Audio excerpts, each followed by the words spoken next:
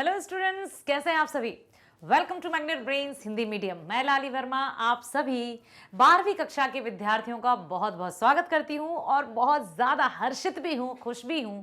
साथ ही साथ आप लोगों की परीक्षाओं के लिए तैयारी के लिए एक और बुक के साथ मैं आ गई हूं। जी हाँ, आपकी ही पाठ्य पुस्तक पूरक पाठ्य पुस्तिका अंतराल के पहले चैप्टर अर्थात पहले पाठ के साथ मैं आज उपस्थित हुई हूं। नाम है अंतराल और पहला पाठ है सूरदास की झोपड़ी। लिखा है मुंशी प्रेमचंद जी ने। अब लेखक मुंशी प्रेमचंद जी, हिंदी साहित्यकार मुंशी प्रेमचंद जी को आखिर कौन नहीं जानता, अर्थात सभी जानते हैं। ना केवल भारत में बल्कि विश्व में भी उनका नाम परिचित है।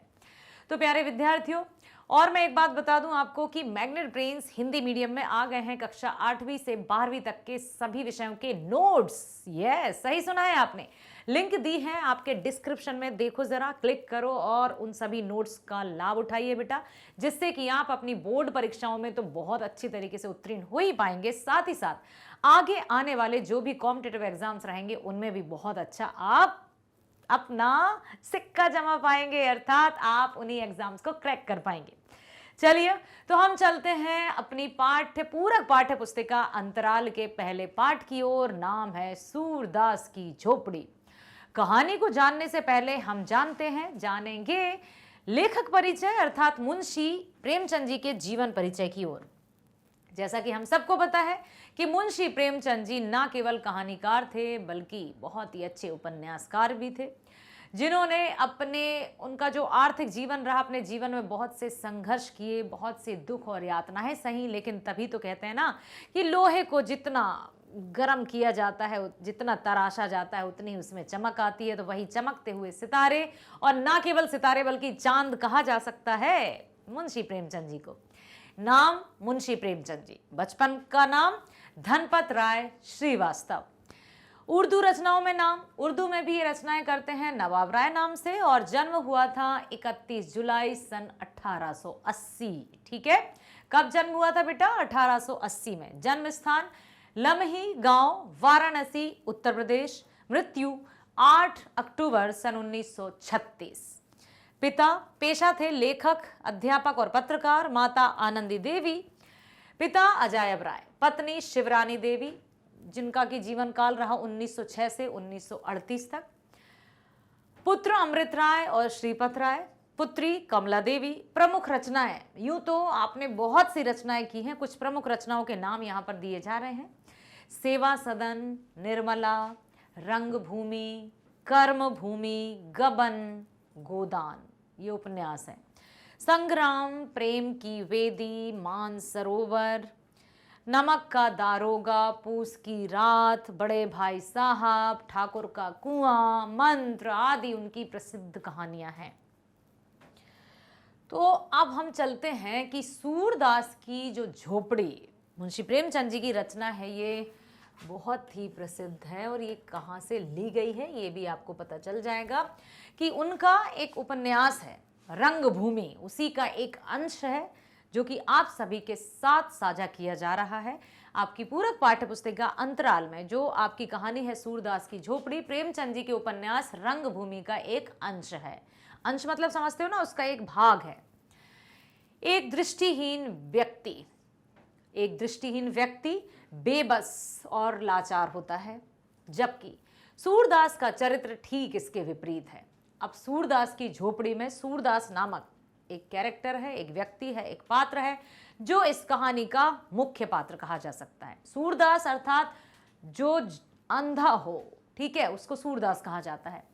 तो यूं तो हम देखते हैं कि सूरदास अर्थात लाचार से, बेबस से, लेकिन इस कहानी का जो पात्र है वो अपने आप को बेबस नहीं समझता, अपने आप को लाचार नहीं समझता, जबकि सूरदास का चरित्र ठीक इसके विपरीत है। सूरदास अपनी परिस्थितियों से जितना दुखी और आहत है, उससे कहीं ज्यादा दुखी और आहत वह जगधर और भैरव द्वारा किए जा रहे अपमान और उनकी ईर्ष्या से। अर्थात वो अपने सूरदास होने से दुखी नहीं है, वो दुखी है उसका एक पड़ोसी है भैरव, उसकी करतूतों से। जगधर, ठीक है, परिस्थितियों जितना दुखी। और अब जगधर और भैरव दो हैं जो कि सूरदास को और दुखी करते रहते हैं। क्या क्या हुआ? क्या सूरदास की झोपड़ी को बिल्कुल घास फूस की तो झोपड़ी थी, क्या उसको जलाकर खाक कर दिया गया? हाँ, भैरव की पत्नी सुभागी। अब ये जो उसके कह सकते हैं हम सूरदास जी के जो पड़ोसी थे, लेकिन उसके कहीं ना कहीं दुश्मन भी थे। भैरव की पत्नी सुभागी भैरव की मार के डर से सूरदास की झोपड़ी में छिप जाती है। भैरव अपनी पत्नी पर अत्याचार किया करता था, जैसा कि अक्सर पहले समाज में होता था। जो पुरुष वर्ग रहता था वो अपनी सत्ता जमाता रहता था और महिलाओं को मारता पीटता रहता था। तो भैरव की जो पत्नी है सुभागी, वो आकर सूरदास की झोपड़ी में छुप गई बचने के लिए। भैरव की मार के डर से सूरदास की झोपड़ी में छुप गई और सुभागी को मारने जब भैरव आया तो सूरदास ने उसको बचाना चाहा और सूरदास के हस्तक्षेप के कारण वह अपनी पत्नी को नहीं मार पाया। इस घटना को लेकर पूरे मोहल्ले में सूरदास की बदनामी हो गई। देखो जरा, पहले क्या क्या समाज था कि कोई किसी को बचा रहा है तो बदनामी उसी की हो गई जिसको बचा रहा है। क्यों बचा रहा है, क्या कारण है, कोई तो चक्कर है, नहीं तो क्यों बचाएगा। सुभागी सूरदास की झोपड़ी में ही क्यों छुपी? कई तरह की जो कहते हैं ना कि मस्तिष्क जो रहता है उस तरह के ये है। जगधर, भैरव तथा अन्य लोग उसके चरित्र पर प्रश्न उठाने लगे। सूरदास के चरित्र पर प्रश्न उठाने लगे, सुभागी के चरित्र पर प्रश्न उठाने लगे। सूरदास इस घटना से बहुत उदास हो जाता है और फूट फूट कर रोता है कि ये क्या है। यदि उसने किसी को बचाया, एक औरत को पिटने से बचाया, तो उसको लोग इस तरह से समझ रहे हैं। भैरव को भड़काने में जगधर की एक महत्वपूर्ण भूमिका थी और उसे इस बात की ईर्ष्या भी थी। ठीक है, जो भैरव था वो जगधर था, वो भैरव को भड़काता रहा। ईर्ष्या भी थी कि सूरदास चैन से रहता है। जो जगधर था, सोचो आप किस तरह की ईर्ष्या बेटा, जो ईर्ष्या की भावना रहती ना वो लोगों को खा जाती है, निगल जाती है। वही ईर्ष्या के चलते जगधर सूरदास से चिढ़ता था, जलन थी उसको कि ये चैन से कैसे रह सकता है, इसके पास कोई परेशानी क्यों नहीं और शांति से खाता पीता है, उसके चेहरे पर बिल्कुल भी निराशा क्यों नहीं झलकती, जबकि जगधर के खाने कमाने के लाले पड़े हुए थे। बस कहते ना बेटा कि लोग अपने दुखों से दुखी नहीं है, लोग दुखी हैं दूसरों के सुखों से। गजब की दुनिया है ना, अजीब सी विचारधारा के लोग रहते हैं कि अपने दुखों से दुखी ना होकर कैसे दुखी हैं कि दूसरे लोग खुश क्यों हैं। तभी तो कहा जाता है कि यदि अपने शत्रु को परास्त करना है, यदि शत्रु पर विजय प्राप्त करनी है तो तीर तलवार औजारों की आवश्यकता नहीं है, बस उसके सामने खुश रहो। वो जल जल कर भुन भुन कर पूरा मर जाएगा कि ये इतना सुखी क्यों है। यही हुआ कुछ जगधर के साथ भी। तो वो सूरदास जो अच्छे से खाता कमाता था बेचारा, उसके चैन से रहने से वो बड़ा चिढ़ता था क्योंकि उसके तो लाले पड़े हुए थे खाने के।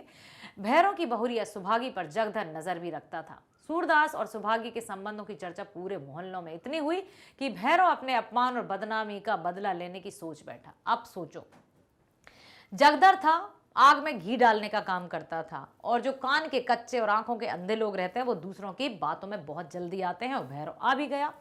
तो भैरव के मन में अब सूरदास से बदला लेने की आग पौंध गई। अब सोचो उसने क्या किया। उसने गांठ बांध ली कि जब तक सूरदास को रुलाएगा नहीं, तड़पाएगा नहीं, तब तक उसे चैन नहीं मिलेगा।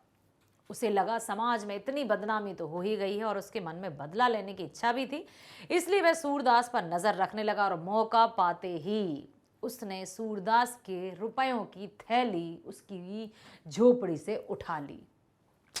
सूरदास की झोपड़ी में आग भी लगा दी। इतना ईर्ष्या जो रहती है ना बेटा, वो किसी उसकी कोई हद नहीं रहती है। जलन, ईर्ष्या, नफरत, ये घृणा व्यक्ति को इतना अंधा कर देती है कि उसे कुछ दिखाई नहीं देता। और वही हुआ भैरव के साथ। उसने सूरदास की झोपड़ी में गया पहले तो मौका पाते ही। उसके बेचारे की कमाई, जो भी कितने वर्षों में उसने कमाई होगी, वो पोटली उठा ली और सूरदास की झोपड़ी में आग लगा दी। सूरदास के चरित्र की विशेषता यह है कि झोपड़ी के जला दिए जाने के बावजूद वह किसी से प्रतिशोध लेने में विश्वास नहीं रखता है। इसलिए वह मिठुआ के सवाल पर दृढ़ता से कहता है कि जो कोई 100 लाख बार मेरी झोपड़ी जलाएगा ना, आग लगा दे, तब भी हम 100 लाख बार फिर से बना लेंगे। ऐसा चरित्र दिखाया गया है इसमें मुंशी प्रेमचंद जी ने। और मुंशी प्रेमचंद जी की जो भी रचनाएं रहती हैं उनमें यथार्थता रहती है, वास्तविकता रहती है, कल्पना को अधिक स्थान नहीं देते थे वे। अब हम चलते हैं यहाँ पर कि किस तरह से हर एक दृश्य की तरफ चलेंगे कहानी में कि झोपड़ी का दृश्य, जो जलाई हुई झोपड़ी का दृश्य था, वो किस तरह का था। तो रात 2 बजे का समय था। सभी लोग अपने अपने घर के बाहर सो रहे थे। अचानक से सूरदास की झोपड़ी में ज्वाला उठी। रात 2 बजे, सोचो आप, अचानक से सूरदास की झोपड़ी में आग की ज्वालाएं और लपटें दिखीं। सभी लोग आग को देखकर सूरदास की झोपड़ी की तरफ चलते बढ़े, मतलब अपने घरों से बाहर खड़े हो गए और सभी लोग आग बुझाने का प्रयत्न कर रहे थे, पर आग तेजी से बढ़ती जा रही थी और बुझा पाना असंभव लग रहा था। जब आग गर्मियों के दिनों में खास तौर से जब आग कहीं लग जाती है तो उसको बुझाना जैसे असंभव सा हो जाता है। तभी वहां सूरदास आ पहुंचा और चुपचाप आग के पास खड़ा हो गया, जैसे उसका तो सब कुछ जल गया हो। उसको झोपड़ी के जलने की चिंता नहीं थी, उसको अपने पैसों की पोटली, जो चांदी सोने के जो सिक्के रहते थे, कुछ जो भी धातुओं के सिक्के रहते थे, उनकी चिंता थी। उसकी पूरी जीवन भर की कमाई थी। तभी बजरंगी नाम के व्यक्ति ने पूछा, आग कैसे लगी? क्या चूल्हे में आग छोड़ दी थी? तभी सूरदास ने पूछा कि क्या झोपड़ी के अंदर जाने का रास्ता है? और पीछे से जगधर बोला, सूरे, क्या आज चूल्हा ठंडा नहीं किया था? वही जगधर जो कि सूरदास जी से चिढ़ता था, जिसके मन में ईर्ष्या थी, जो सूरदास के खुश रहने पर जलता भुनता रहता था। और ये नज़ारा देखकर पीछे से कहता है कि क्यों बे सूरे, क्या तूने चूल्हे में आग छोड़ दी थी, इसलिए तेरी झोपड़ी में आग लग गई? अब यहाँ सूरदास अपनी इस झोपड़ी को, जलती हुई झोपड़ी को बहुत देखकर दुख हुआ। तभी नायक राम ने जवाब दिया कि यदि चूल्हा ठंडा किया होता तो दुश्मनों का कलेजा ठंडा कैसा होता। तभी जगधर सफाई देने लगा कि मुझे इस बारे में कुछ नहीं पता। कुछ लोगों को शक था, संदेह था कि जगधर ही ऐसा कर सकता है। या भैरव और जगधर के बारे में सब जानते थे कि वे सूरदास से ईर्ष्या करते हैं। थोड़ी ही देर में पूरी झोपड़ी जलकर खाक हो गई, जलकर राख हो गई और इस दुर्घटना पर आलोचना करते हुए सभी विदा हो गए, अपने अपने घरों की तरफ चले गए। बेचारा सूरदास क्या करे, कहाँ जाए? एक झोपड़ी ही थी जिसमें वो अपना बसेरा रखता था। अब देखो, ये तो था झोपड़ी के दृश्य। अब पोटली और यात्राएं। पोटली अर्थात बिल्कुल सुदामा की पोटली याद आ रही है कि किस तरह से वो छोटी सी पोटली कांख में चपेट कर कृष्ण से मिलने गए थे। तो पैसों की पोटली और यातनाएं मतलब दुख। सूरदास जैसे ऐसा लग रहा था कि क्या करे, लेकिन अचानक उसको अपनी पैसों की पोटली याद आई और वो जाता है अपनी झोपड़ी में और आग बुझाने की कोशिश करता है। आग के जो अंगारे थे उनको शांत करने की कोशिश करता है कि जैसे तैसे जहाँ मेरी पोटली थी कम से कम वो तो मिल जाए। यदि पैसे नहीं भी मिलेंगे तो कम से कम जो पिघल गए हैं वो चांदी और जो भी धातु है वो मेरे काम तो आ जाएगी। सूरदास को कपड़े और बर्तन आदि के जल जाने का दुख नहीं था, उसे इस पोटली का दुख था जो उसकी उम्र भर की कमाई थी और उसकी सारी आशाओं का आधार।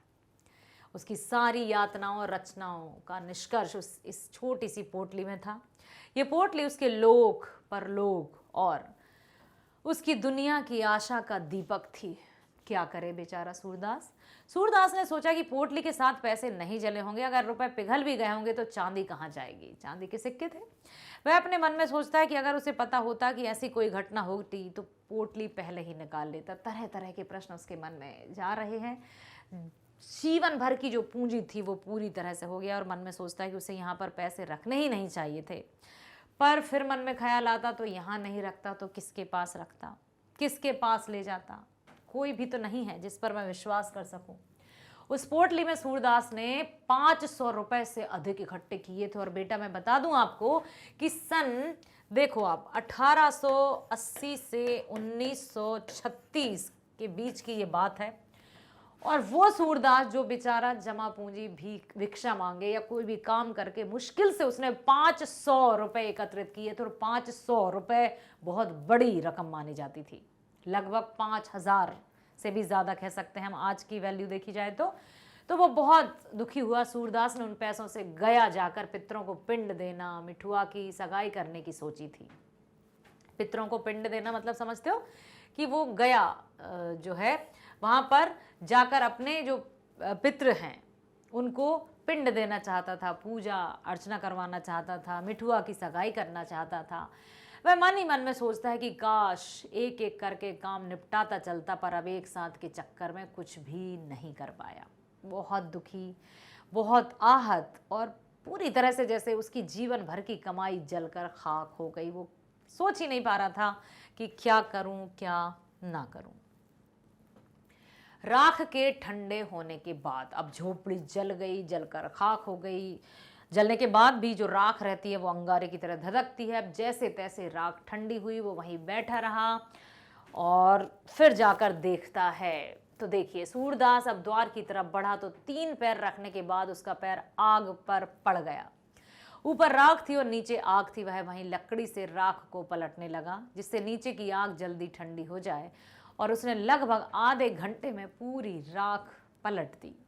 फिर भी वह पोटली वाली जगह पर गया और राख को टटोलना शुरू किया। उसे विश्वास था कि रुपए मिले या ना मिले परंतु चांदी तो मिल ही जाएगी। बेचारा नेत्रहीन, आंखों से अंधा, सब कुछ टटोल टटोल कर वहां काम कर रहा है और क्या करे। उसने बहुत ढूंढा परंतु उससे पोटली और पोटली का सामान नहीं मिला। अंततः वह निराश हो गया और उसका पैर सीढ़ी से फिसल गया। वह गहराई में जा गिरा। उसके मुंह से चीख निकल पड़ी और वह राख पर बैठकर रोने लगा। यह पूस की राख नहीं थी बल्कि यह सूरदास की अभिलाषाओं की राख थी।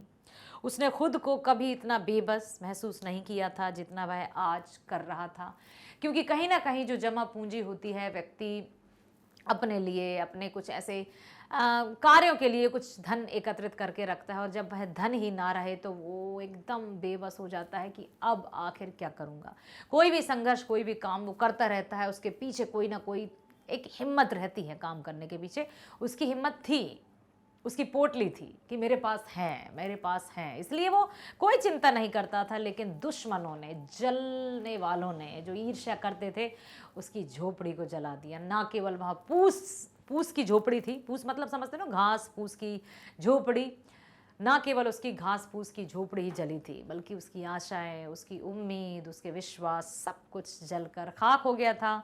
वो बहुत बुरी तरह से निराश हो चुका था बेचारा। गरीब की हाय बड़ी जानलेवा होती है। मतलब यदि किसी गरीब को, किसी की मेहनत की कमाई को यदि कोई छीन भी लेता है ना, तो उसके दिल से निकली हुई हाय, हाय मतलब यहाँ पर ये हेलो वाला हाय नहीं है बेटा, बद्दुआ या उसका दुख दूसरे को, जो जिसने उसके साथ ऐसा काम किया है ना, उसको अवश्य भुगतना ही पड़ता है, क्योंकि जवाब वो व्यक्ति नहीं देता है, जवाब वो परमात्मा देता है जो सब कुछ देख रहा है। कहते हैं ना, उसकी लाठी में आवाज नहीं होती है लेकिन बिल्कुल कर्म का फल तो मिलता ही है। आइए देखते हैं क्या हुआ। जगधर को भैरों की बातों से अब यह विश्वास हो गया था कि यह उसी की शरारत थी। ठीक है, जगधर को अब, क्योंकि उसने सूरदास को रुलाने की बात कही थी, जगधर ने भैरों के पास जाकर पूछा तो उसने बताया कि आग उसी ने लगाई थी। भैरों ने सूरदास की झोपड़ी में आग लगा दी। फिर उसने जगधर को एक पोटली दिखाई। जगधर ने पूछा कि इसमें क्या है। भैरों ने कहा इसमें रुपए हैं। भैरों ने कहा कि सूरदास को ही ज्यादा गर्मी थी, वे सुभागी को बहकाना चाहता था, इसलिए मैं उसकी पोटली चुरा लाया। कहते ना, गलत फहमी का कोई इलाज नहीं है, शक का कीड़ा जहां पर बस जाए उसका कोई इलाज नहीं है। यह सुनकर जगधर के मन में लालच आ गया कि वह अकेले इतने पैसे ले लेगा। वह भैरों को पोटली वापस करने के लिए कहने लगा। उसने मोहल्ले वालों का शक उसी पर होने पर पुलिस के मारे उसे बताया और अंत में गरीब की दुहाई देकर उसे पैसे वापस करने को कहा। यह भी कह दिया उसने कि भाई पोटली को वापस कर दो। अब देखते हैं क्या हुआ। जगधर के मन की जो ईर्ष्या थी, ईर्ष्या मतलब समझते हो, जलन की भावना, भैरों की बात सुनकर जगधर के मन में ईर्ष्या और लालच आ गया। वह सोचता है कि भैरों को इतने पैसे बिना कुछ किए अपने आप मिल गए। मैं पूरे दिन मेहनत करता हूँ, सामान मतलब सब कुछ तोलता हूँ, तेल की मिठाई, घी, सब कुछ करता हूँ, कुछ जमा नहीं हो पाता है। वह वहां से घर की ओर बढ़ता है और रास्ते में उसे सूरदास राख छानता हुआ मिलता है। बेटा राख को छानने में लगा था, पोटली टटोल रहा था कि कहीं तो उसकी पोटली मिल जाए। सूरदास से पूछता है कि तुम्हारी पोटली कहाँ है, और सूरदास चौंक जाता है पर वह कुछ कह नहीं सकता था, क्योंकि एक भिखारी के लिए दरिद्रता इतनी लज्जा की बात नहीं होती जितना कि उसके पास धन का होना। बेचारा, रुपए मैंने ही तो कमाए थे, सूरदास मन में सोचता है कि यह सभी पैसे मैंने ही कमाए थे, और वे खुद को समझाता है काम वह इस साल करने वाला था वह कुछ दिनों बाद हो जाएगा। वह अपने मन को समझाती है, सोचता है कि शायद उसने भैरों के पैसे पिछले जन्म में चुराए होंगे, इसलिए उसके साथ ऐसा हुआ। फिर वह सौभाग्य के बारे में सोचता है कि भैरों उसे अपने घर नहीं रखेगा, बेचारी कहाँ मारी मारी फिरेगी। अंधापन ही कम समस्या थी कि रोज कोई ना कोई समस्या आ जाती है। धन गया, घर गया, अब बस जमीन रही है, यह भी ना जाने जाएगी या बचेगी। इन दुख भरे विचारों से दुखी होकर वह बैठकर रोने लग जाता है। क्या करे, लाचार, मजबूर, बेबस, असहा।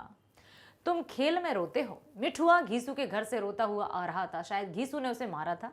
इस पर घीसू कह रहा था कि तुम खेल में क्यों रोते हो। अचानक से यह बात सुनकर निराशा, चिंता और शोक में डूबे सूरदास को अचानक से ऐसा लगा कि किसी ने उसका हाथ पकड़कर उसे किनारे कर दिया कि मुसीबतें, मुश्किलें, रुकावटें, बाधाएं आएंगी ही आएंगी जीवन में। यदि हम उन्हीं बाधाओं को लेकर बैठ गए तो ये जीवन का जो खेल है उसमें अपने आप ही हार मान जाएंगे। हार और जीत तो जीवन में लगी ही है। उसमें आत्मविश्वास भर गया कि बच्चे भी खेल में नहीं रोते और मैं जीवन के इस खेल में रो रहा हूं। एक अपने आप उसे प्रेरणा मिली। सच्चे खिलाड़ी कभी नहीं रोते, बार बार हारने और चोट खाने के बाद भी मैदान पर डटे रहते हैं। फिर मैं क्यों रो रहा हूं। सूरदास उठ खड़ा हुआ और विजय गर्व की राख के ढेर को दोनों हाथों में भरकर उड़ाने लगा कि जो होगा देखा जाएगा, मैं हूं ना, मैं फिर काम करूंगा। उसे देख सभी राख उड़ाने लगे और थोड़ी देर में सारी राख साफ हो गई। भूमि पर केवल काला निशान रह गया। 100 लाख बार बनाएंगे। अब देखिए उसका जवाब। मिठुआ अपने दादा सूरदास से पूछता है, अब हम रहेंगे कहाँ। सूरदास कहता है कि अब हम दूसरा घर बनाएंगे। वह कहता है और कोई फिर आग लगा दे। तो सूरदास फिर कहता है हम फिर बनाएंगे। मिठुआ फिर कहता है कोई 1000 बार आग लगा देगा तो। सूरदास कहता है हम 1000 बार बनाएंगे। मिठुआ कहता है कोई 1,00,000 बार बना दे, 100 लाख बार जला दे तो। उत्तर देते हुए सूरदास कहता है कि 100 लाख बार बनाएंगे। इस प्रकार के वाक्य सूरदास के आत्मविश्वास को दर्शाते हैं कि किस तरह विपत्ति में भी उसका आत्मविश्वास टूटा नहीं था। इतनी बड़ी विपत्ति आने के बाद भी सूरदास में जोश अर्थात आत्मविश्वास था। जो आत्मविश्वास होता है खुद पर विश्वास, एक उस पर विश्वास ही मनुष्य को आगे की ओर ले जाता है। तो बेटा कितने भी, अभी आप 12th में हैं, जीवन में जब आगे बढ़ेंगे, अपने कंधों पर जिम्मेदारियां लेंगे तो बहुत सारी ऐसी अनकही, अनसुनी, अनदेखी ऐसी घटनाएं आ जाएंगी जिनके बारे में हमने कभी कल्पना भी नहीं की। तो कभी भी निराश नहीं होना और अपने आत्मविश्वास को हमेशा बनाए रखना। जो अपनी हेल्प करते हैं ईश्वर उनकी हेल्प जरूर करता है। आपने सुना ही होगा, God help those who helps themselves. तो प्यारे बच्चों, सूरदास की झोपड़ी में हमने देखा कि किस तरह से उसकी झोपड़ी जला देने के बाद भी उसके मन में कोई दुख नहीं था, कोई चिंता नहीं थी और वह बहुत अच्छे से फिर से आत्मविश्वास के साथ खड़ा रहा। अब हम चलते हैं इसी पाठ के प्रश्नोत्तरों की ओर। चूल्हा ठंडा किया होता तो दुश्मनों का कलेजा ठंडा कैसे होता। नायक राम के इस कथन में निहित भाव को स्पष्ट कीजिए। तो यह कथन नायक राम ने कहा था। कब? जब सूरदास की झोपड़ी जल रही थी। इस कथन में निहित भाव इस प्रकार है कि सूरदास के जल रहे घर से उसके शत्रुओं को प्रसन्नता हो रही होगी। कलेजा ठंडा होना मतलब जैसे मन को शांति या सुकून मिल जाना। जगधर के पूछने पर कि आग चूल्हा ठंडा नहीं किया, तो इसके उत्तर में नायक राम ने उत्तर दिया था कि चूल्हा ठंडा किया होता तो दुश्मनों का कलेजा ठंडा कैसे होता। नायक राम कहना चाहता था कि इस घटना से उनके शत्रुओं को प्रसन्न होने का अवसर मिल रहा है। वो जानता था कि सूरदास के शत्रु भैरव और जगधर हैं। लोगों ने सोचा कि सूरदास के चूल्हे में जो अंगारे बचे थे उनकी हवा से शायद वह आग लगी थी, परंतु सच यह नहीं था। भैरव ने सूरदास के झोपड़े में जानबूझकर आग लगाई थी। नायक राम जानता था कि आग चूल्हे की वजह से नहीं, किसी ने लगाई है, इसलिए उसने ये कथन कहे थे कि चूल्हा ठंडा किया होता तो दुश्मनों का कलेजा कैसे ठंडा होता। भैरव ने सूरदास की झोपड़ी क्यों जलाई? ईर्ष्या के कारण, नफरत के कारण, बदला लेने के कारण। भैरव सूरदास से बहुत नाराज था। जब भैरव तथा उसकी पत्नी के बीच में लड़ाई हुई तो नाराज में सुभागी सूरदास के घर रहने चली गई। भैरव को यह बात अच्छी नहीं लगी। सूरदास हताश सुभागी को बेसहारा नहीं करना चाहता था, अतः वह उसे मना नहीं कर पाया और उसे अपने घर में रहने दिया। भैरव के लिए बात असहनीय थी। वो नहीं सह पाया कि ये सूरदास कैसे मेरी पत्नी को अपने घर में रख सकता है, सहारा दे सकता है। भैरव को सूरदास का यह करना अपना अपमान लगा। उसी दिन से उसने सूरदास से बदला लेने की ठान ली और वह सूरदास को सबक सिखाना चाहता था। जिस घर के दम पर उसने स्वाभाविक को साथ में रखा है, उसने उसी घर को जला दिया। इस तरह उसने सूरदास की झोपड़ी में आग लगा दी और अपने अपमान का बदला ले लिया। अगला प्रश्न है, फूस की राख ना थी, उसकी अभिलाषाओं की राख थी। संदर्भ सहित विवेचन कीजिए कि जो घास फूस की जो झोपड़ी जल रही थी वो केवल घास फूस की नहीं थी, उसकी अभिलाषाओं की राख थी। अर्थात उसकी इच्छा थी, उसकी अभिलाषाएं थी, उसके काम थे कि वो गया जाएगा, अपने पितरों को मतलब चढ़ावा चढ़ाएगा, या जो भी उसकी जो बहू बेटी है उसका विवाह करेगा या सगाई करेगा। बहुत सारे अरमान थे, बहुत सारी इच्छा थी, बहुत सारी अभिलाषा थी। ना केवल उसकी झोपड़ी ही जली बल्कि उसकी जो पैसों की पोटली नहीं मिलने पर जैसे उसकी सारी अभिलाषाएं, सभी इच्छाएं खाक हो गई हों, ये कहना चाहा है। तो सूरदास एक अंधा भिखारी था। उसकी संपत्ति में एक झोपड़ी, जमीन का छोटा सा टुकड़ा और जीवन भर जमा की गई पूंजी थी। यही सब उसके जीवन के आधार थे। जमीन उसके किसी काम की नहीं थी, उस पर सारे गांव के जानवर चरा करते थे, उसमें कोई खेती किसानी नहीं की जाती थी। सूरदास उसी में प्रसन्न था। झोपड़ी जल गई पर वह दोबारा भी बनाई जा सकती थी, लेकिन उस आग में उसकी जीवन भर की कमाई, लगभग 500 रुपए उसकी पोटली में रखे थे, वो भी जलकर राख हो गई थी। उसने यही सोचा था, लेकिन वो जली नहीं थी, वो तो उसके दुश्मन भैरों ने चुरा ली थी।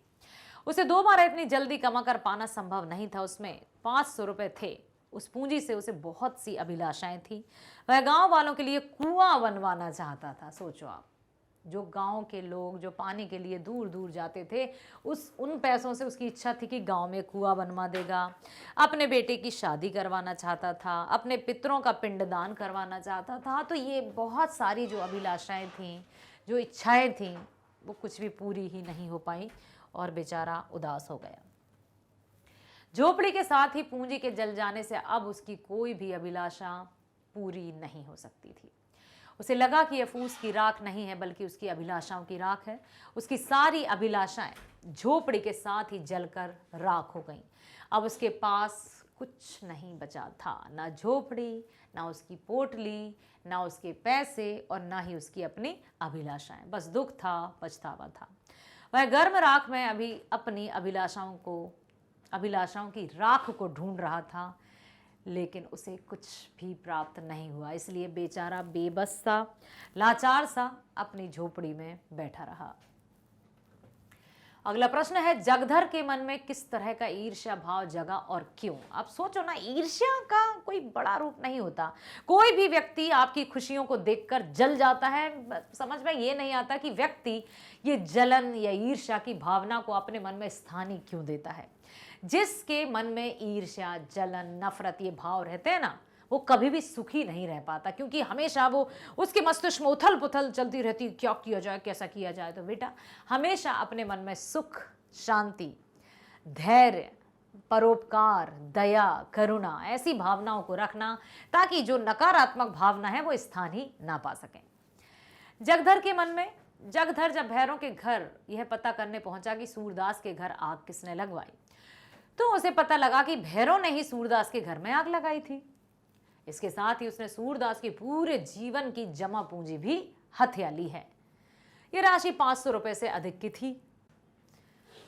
जगधर को भैरों के पास इतना रुपए देखकर अच्छा नहीं लगा कि ये तो अकेले ही इतने पैसे हड़प जाएगा। वह जानता था कि इतना रुपया है जिससे भैरों की जिंदगी सारी कठिनाई पल भर में दूर हो सकती है। भैरों की चांदी होते देख उससे ना रहा गया। वह मन ही मन भैरों से ईर्ष्या करने लगा। सोचो आप कि जगधर के मन में किस तरह ईर्ष्या भाव जागा। जो अपने आप को दोस्त कहते थे ना, उन्हीं के आपस में खटास आ गई, ईर्ष्या की भावना जाग गई, क्योंकि एक के पास पैसे आ गए ना, तो उसने भैरव के मन में ईर्ष्या करने, लालच उसके मन में सांप की भांति फन फैलाए खड़ा हो गया। भैरव के इतने रुपए लेकर आराम से जिंदगी जीने के ख्याल से ही वह तड़प उठता। भैरव की खुशी उसके लिए दुख का कारण बन गई। कहते ना कि शत्रु को पराजित करना हो तो खुश रहो, इतना खुश रहो कि वह सोच सोच कर ही परास्त हो जाए कि आखिर ये सामने वाला दुखी क्यों, खुश क्यों है। सूरदास जगधर से अपनी आर्थिक हानि को गुप्त क्यों रखना चाहता था? सूरदास जो था वो अपनी आर्थिक हानि, जो भी उसकी पोटली चोरी हुई, वो क्यों बताना नहीं चाहता था जगधर को? सूरदास एक अंधा भिखारी था, वह लोगों के दान पर ही अपना जीवन व्यतीत कर रहा था। एक अंधे भिखारी के पास इतना धन होना लोगों के लिए हैरानी की बात है। इस धन के पता लगने पर लोग उस पर संदेह कर सकते थे कि उसके पास इतना धन कहाँ से आया, कहीं चोरी तो नहीं की, तरह तरह के सवाल खड़े हो सकते थे। इसलिए सूरदास ने कुछ नहीं बताया। वह जानता था कि एक भिखारी को धन जोड़कर रखना सुहाता नहीं है, लोग उसके प्रति तरह तरह की बात कर सकते हैं। अतः जब जगधर ने उससे उन रुपयों के बारे में पूछा तो वह सक पका गया बेचारा। वह जगधर को इस बारे में बताना नहीं चाहता था। जगधर के द्वारा बताए जाने पर कि वह रुपया अब भैरों के पास है, तो उसने उन रुपयों को अपना मानने से इनकार कर दिया। सोचो आप, वह स्वयं को समाज के आगे लज्जित नहीं करना चाहता था। वह जानता था कि कोई उसकी गरीबी का मजाक नहीं उड़ाएगा। लोगों को यह पता लगे कि उसके पास इतना धन था तो वह लोगों को इसका जवाब नहीं दे पाएगा। अतः वह जगधर से अपनी आर्थिक हानि को गुप्त रखना चाहता था, छुपाना चाहता था, क्योंकि एक भिखारी के पास इतने पैसे, 500 रुपये काफ़ी बड़ी रकम मानी जाती थी उस समय। इतने रुपए या पैसे होना एक कैसे आए भिखारी के पास? तो गांव वाले तरह तरह से उस पर इल्ज़ाम लगा सकते हैं। उसका मान सम्मान जो भी है वो पूरी तरह से धूमिल हो सकता है, मिट सकता है। इसलिए सूरदास ने जगधर से अपने पैसों की बात गुप्त ही रखी, छुपाए रखी। अगला प्रश्न है, सूरदास उठ खड़ा हुआ और विजय गर्व की तरंग में राख के ढेर के दोनों हाथों से उड़ाने लगा। इस कथन के संदर्भ में सूरदास की मनोदशा का वर्णन कीजिए। अब देखिए, सूरदास की झोपड़ी जलकर खाक हो चुकी थी, उसकी पैसों की पोटली भी नहीं थी। वो पूरी तरह से निराश, हताश होकर रोने लगा था। लेकिन जब वहां पर बच्चों का झुंड खेलते खेलते गुजरा और एक बच्चा रोने लगा खेल खेल में, तो दूसरे बच्चे ने कहा, अरे खेल में रोते हो? खेल में कोई रोता थोड़ी है। ये जो वाक्य थे, ये जो कथन थे बच्चों के, सूरदास के कानों में जब पहुंचे तो उसके मन में भी ये भावना जागी कि मैं भी इस जीवन के खेल में रो रहा हूं। अरे जीवन तो एक खेल के समान है, और जो खेल में हार जाने पर रोता है वो क्या आगे बढ़ेगा?